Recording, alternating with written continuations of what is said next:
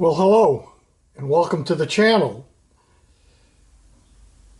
My father was Italian, and he had a saying, and he said it in Italian, which I can't repeat in Italian, but it was something like, some days you eat the bear, and some days the bear eats you.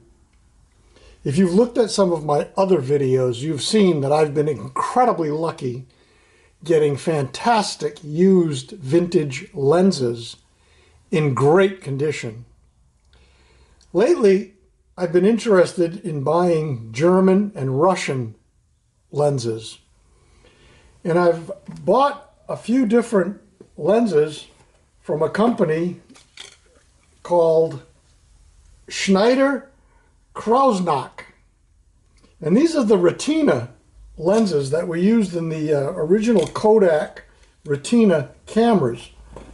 And they're beautiful looking lenses, and they actually, the ones I've gotten so far, which is a 28 millimeter, a 50 millimeter, and a 135 millimeter lens, have been really great. The condition is fabulous, and the image quality is amazing.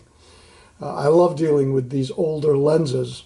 I've been collecting Minolta MC and MD lenses for a couple of years now. I've got quite a collection of them, and they're pretty good. And I've also started to collect Sony Minolta A-mount lenses because I've bought a couple of Sony bodies, an A6000, an A6500, and an A7 Mark II. So we've kind of got the ballpark covered with the Micro Four Thirds bodies that I have from Olympus and Panasonic. So anyways, today UPS shows up with this. It's a fabulous little leather case that says Kodak on the top. And this is a 200 millimeter lens that I purchased from eBay for under $50. Unfortunately, the case is in pretty bad repair, but it's kind of neat. I don't have any use for it really, but it'll look cool sitting in a bookcase somewhere. As I said, some days you eat the bear, some days the bear eats you. This is the 200 millimeter version of the Schneider-Kreuznach, and I'm not even sure if I'm saying that correctly.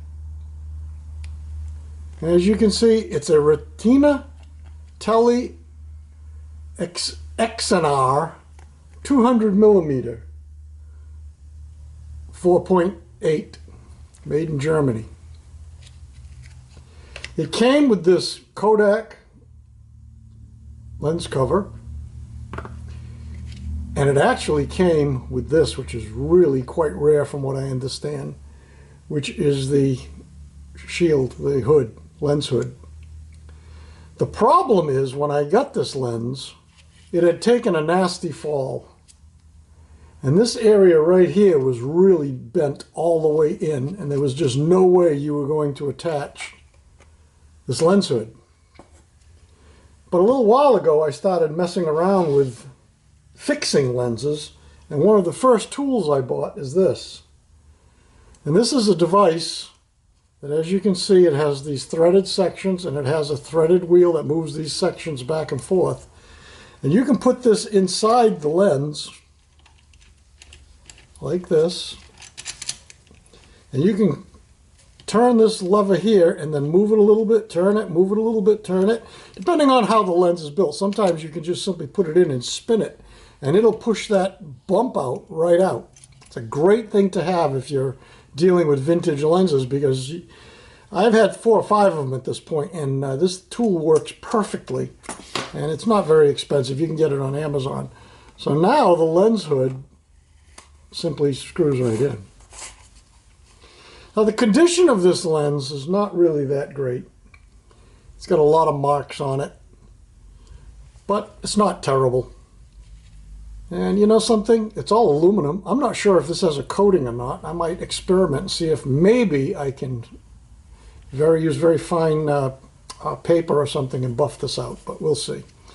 A few things that I really like about this lens is it has a foot, and the foot is movable with click stops at 90 degrees and 45 degrees from that. The other problem this lens has is on the back here, to operate the shutter, the iris, you have these little levers that move, and that opens and closes.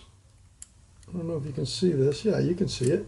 That opens and closes. Well, it's got one on this side, and it had another one on this side. I don't know, this must be for when it's being used in a particular camera, because that is not used with the adapter, which I'm going to show you in a second. This one was bent all the way over, and there was no way I could put the adapter on it. I tried to bend it back. It just wouldn't come back. It would only come back at about 30 degrees, and it was really messing things up. So I simply took a Dremel tool and cut it off. It's not being used and again, it's a $40 lens. I'm not damaging something that has any real value. So the focus ring is right here, and it is smooth as silk. Can't believe how smooth it is. It really works nice. That's a nice feature. Now, to use this in either my Micro Four Thirds cameras or in the Sony cameras, you need an adapter. And I've been buying these adapters on Amazon. Orient it the right way. And this is the DKL to Micro Four Thirds version. Now, interestingly, to set the aperture, this adapter has the aperture ring. There is no aperture ring on the lens itself. It looks like there is one, but that's nothing. It doesn't turn. Inside this device is a little slot, and there's a screw that needs to be adjusted once it's mounted on the lens to interfere with this little lever here and move the iris open and close for aperture. So what you need to do is you need to first turn this all the way down. I think I have it all the way down. And then this simply, red to red, same way as you would mount a lens on a camera, and it simply locks on. And if you look down inside,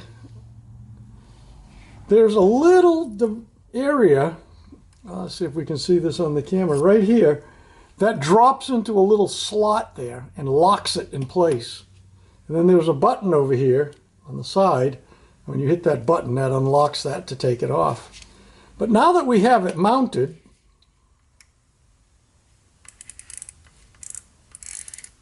to make sure that's spinning, we're going to take a little teeny screwdriver and we're going to turn this down till it hits, and then back it off about a quarter of a turn. And now, that allows you to deal with the aperture. And it's marked on the lens itself. So we have 22, f22, and it'll go down to 4.8 or thereabouts. It also gives you depth of field. So depending on where your aperture is set, what you have for depth of field. So this is a 200 millimeter f4.8 Retina Telex Zener, I guess is how you say that. All made in Germany. And it's quite a piece. I've taken a few pictures with it so far, very pleased. One issue with this, not really an issue, but strangeness, is the minimum focus length is something like 48 feet. It's really far, but that's not what it's meant for. And it's certainly when I'm putting it on a Micro Four Thirds, we're talking 400 millimeter lens equivalent. That's pretty nice. Now it's got a little bit of dirt in it, which the other lenses that I've bought so far have been incredibly clean. This one's got quite a bit of stuff in it.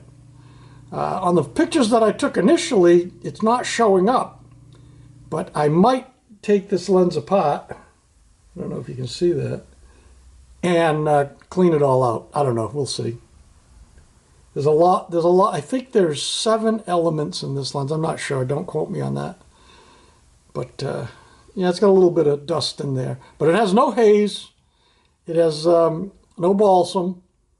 It has no fungus, which is good. I made sure, I asked the seller to absolutely make sure it didn't have that. I mean, a little bit of dust usually doesn't hurt the picture, but there's some pretty good sized pieces in here, which caused me to question what's going on with it. So anyways, that's my 4th German Schneider lens.